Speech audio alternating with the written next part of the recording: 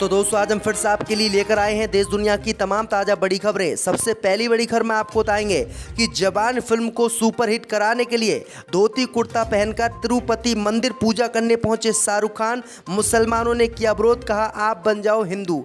वहीं आपको बताएंगे दोस्तों कि सनातन धर्म को खत्म करने का ऐलान करने वाले उदयनिधि ने माफ़ी मांगने से किया इनकार। हिंदूवादी संगठनों ने फुल लगाया जोर। वहीं आपको बताएंगे दोस्तों कि बीजेपी सांसद ने मुसलमानों को दोबारा से हिंदू बनाने का किया ऐलान, कहा भगवान राम से पैदा है भारत के मुसलमान। वहीं आपको बताएंगे दोस्तों कि घोसी में वोटिंग के बीच मुसलमानों ने बदल दिया पूरा पल्ला। सपा प्रत्याशी सुधाकर सिंह की होगी जीत। मुसलमान और यादवों ने एक तरफा सपा को दिया वोट। वहीं आपको बताएंगे दोस्तों कि मुश्किल में मोदी सरकार, G20 में भारत को फंसाने की सबसे बड़ी साजिश, रूस ने दे दी है भारत को धमकी। वहीं आपको बताएंगे दोस्तों कि सीमा तो शुद्ध देसी घी, जहां मर्जी वहां लगाओ, भाई ने ही बहन के लिए कह दिए अपशब्द। अब पूरे देश में सीमा और AP सिंह की चर्चा। तो दोस्तों सभी खबरों को आपको एक एक कर बताने वाले हैं। वीडियो को लाइक कर चैनल को सब्सक्राइब कर दें। इसी बीच पर तो दोस्तों अगली खबर की ओर, तो जवान फिल्म को हिट कराने के लिए तिरुपति मंदिर पूजा करने पहुंचे शाहरुख खान। भड़के मुस्लिम समुदाय के लोग, बोले नाम बदल कर रख लो हिंदू। दोस्तों आपको बता दें कि शाहरुख खान की फिल्म जवान 7 सितंबर को देश भर में रिलीज हो रही है। रिलीज से पहले ही शाहरुख खान की फिल्म ये सुपरहिट हो चुकी है और इसने कई रिकॉर्ड तोड़ दिए हैं। इसके बावजूद भी शाहरुख खान लगातार मंदिरों के चक्कर लगा रहे हैं। बीते दिनों शाहरुख खान वैष्णो देवी मंदिर पहुंचे थे, जिसके बाद मुस्लिम समुदाय के लोगों ने इनका विरोध किया था। अब खबर सामने निकल कर आई दोस्तों की धोती कुर्ता पहनकर तिरुपति बालाजी मंदिर शाहरुख खान अपनी बेटी और अपनी पत्नी के साथ पहुंचे हैं। वहीं आपको बता दें कि इसको देखकर मुस्लिम समुदाय के लोग शाहरुख खान से नाराज हो गए हैं और कह रहे हैं कि अगर आप अच्छी फिल्में बनाओगे तो आपकी फिल्में हिट होंगी, मंदिर जाने से फिल्में हिट नहीं होंगी। मुस्लिम समुदाय ने कहा है कि शाहरुख खान मुसलमानों की छवि भारत में ख़राब कर रहे हैं, उनके कारण भारत को दुनिया भर में जाना जाता है। अगर शाहरुख खान मंदिर जाएंगे तो बाहर के जो देश हैं वो भी मुसलमानों को हिंदू समझेंगे और कहेंगे कि मुसलमान भारत के मंदिरों में पूजा करने जाते हैं, जिसके बाद शाहरुख खान भी बैकफुट पर आ गए।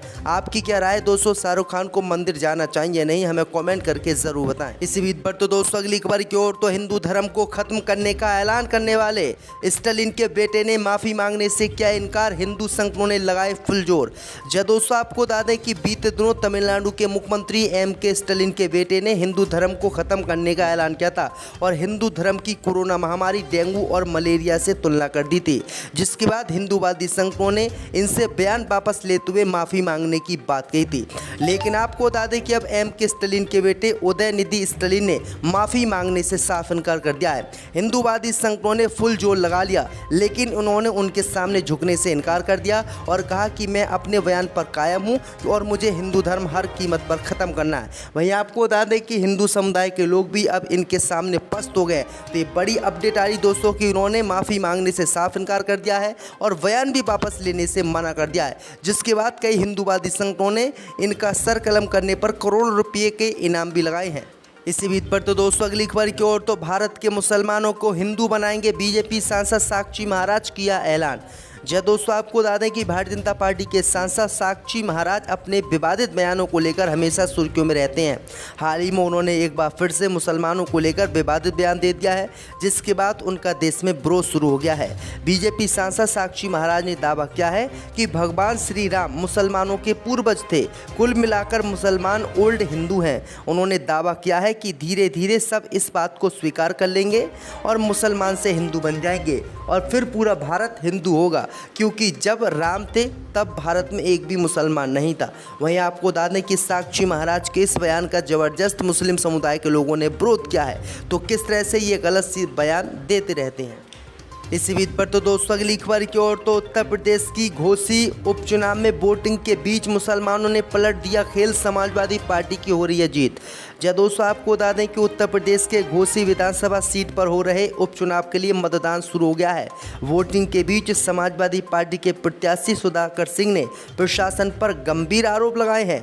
उन्होंने कहा कि अधिकारी नहीं चाहते कि चुनाव में ज़्यादा वोटिंग हो, इसलिए मतदाताओं को परेशान किया जा रहा है। इस बीच खबर सामने निकल कर आई दोस्तों की घोसी में वोटिंग शुरू होने से पहले मुसलमान और यादव एक हो गए हैं। मुसलमान यादवों ने मिलकर घोसी विधानसभा सीट का पूरा नक्शा ही चेंज कर दिया है। मुस्लिम और यादवों ने मिलकर एक तरफा समाजवादी पार्टी को वोट देने का सुबह ही ऐलान कर दिया, जिससे पूरे क्षेत्र का गणित बदल गया और अब घोसी विधानसभा सीट पर जो उपचुनाव हो रहा है उसमें समाजवादी पार्टी की जीत हर कीमत पर होनी है, क्योंकि मुस्लिम समुदाय ने पूरा खेल ही बदल दिया है। तो ये बड़ी अपडेट आ रही दोस्तों। इसी बीच पर तो दोस्तों अगली खबर की ओर तो सीमा तो शुद्ध देसी घी, जहां मर्जी हो वहां लगाओ, भाई ने ही बहन के लिए कह दिए अपशब्द। जय दोस्तों, आपको बता दें कि पाकिस्तान से अपने 4 बच्चों को लेकर उत्तर प्रदेश के ग्रेटर नोएडा पहुंची सीमा हैदर को लेकर विवाद थमने का नाम नहीं ले रहा है। अब सीमा हैदर को लेकर एक नया विवाद पनप उठा है। दरअसल आपको बता दें कि सीमा ने जिस वकील AP सिंह को राखी बांधी थी, उन्होंने ही सीमा को लेकर ऐसा बयान दे दिया जिसकी खूब आलोचना हो रही है।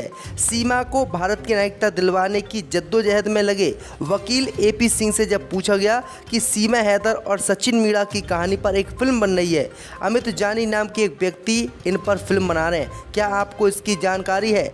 तो इस पर उन्होंने कहा कि उन्होंने और सीमा ने किसी को कोई परमिशन नहीं दी फिल्म बनाने के लिए। सीमा सचिन बेल पर हैं और अभी हमारा ध्यान सीमा को यहाँ की नागरिकता दिलवाने पर है। लेकिन अगर कोई सीमा या हमारा नाम लेकर अपनी रोजी रोटी चला रहा है तो कोई बात नहीं है। वह आगे उन्होंने कहा है कि सीमा हैदर तो देसी घी है, जहां उसको चाहो वहां, जहां आपकी मर्जी चाहे वहां उसको लगाओ। वहीं आपको बता दें कि ऐसे शब्दों से पूरे देश में अब AP सिंह की थूथू हो रही है और लोग कह रहे हैं कि बहन बनाकर उनसे किस तरह से अश्लील हरकत ये व्यक्ति कर रहा है। इस बीच पर तो दोस्तों अगली खबर की ओर तो मुश्किल में मोदी, G20 में भारत को फंसाने की सबसे बड़ी साजिश, रूस ने दे दी चेतावनी। जय दोस्तों, आपको बता दें कि भारत में G20 सम्मेलन की तैयारी जोरों पर है। दुनिया भर के तमाम बड़े नेता इसमें शामिल होंगे, लेकिन अब इसी G20 समिट में भारत को फंसाने की बड़ी तैयारी हो रही है।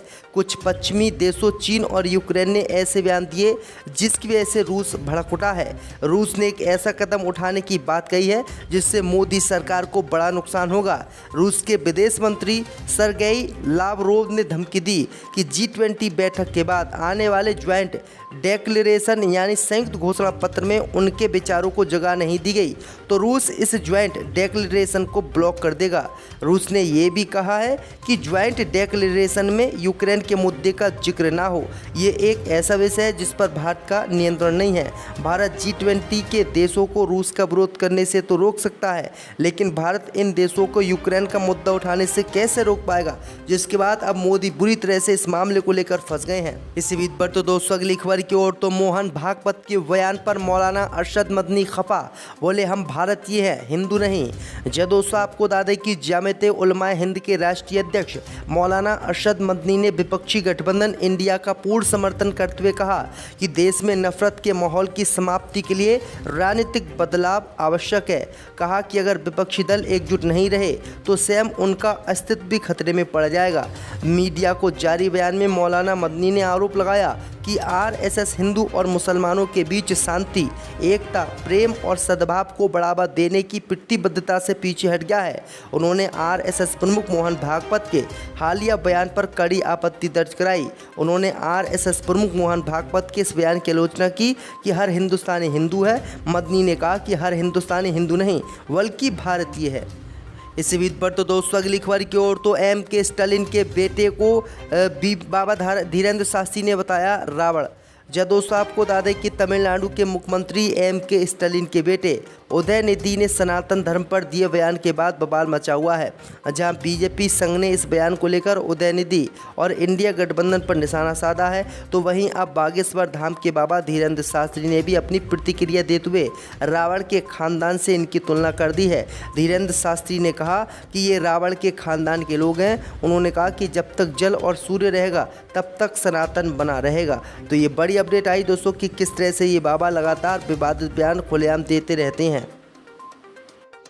कोर्ट में के मामले में आवाज़ तो उठा सकते हैं, लेकिन फैसला उनके हाथ में है। ये अगर ये इन्होंने बहुत तरकीब से ये काम किया है कि सारा उनकी सारी यानी मुकदमात और ये कोर्ट के ज़रिए से यानी जुडिशरी में कर दिए। अब जुडिशरी फैसला करेगी, तो इसलिए वो इस तरकीब से अपने आप को बचाए रखना चाहते हैं और उनको छोड़ना भी नहीं चाहते। समाजवादी पार्टी को उम्मीद है कि चुनाव से पहले आजम खान साहब जेल से बाहर आ जाएंगे। हम तो ये उम्मीद करते हैं क्या, और हमारी कोशिश भी यही है कि वो जेल से भी क्या अभी बाहर आ जाए।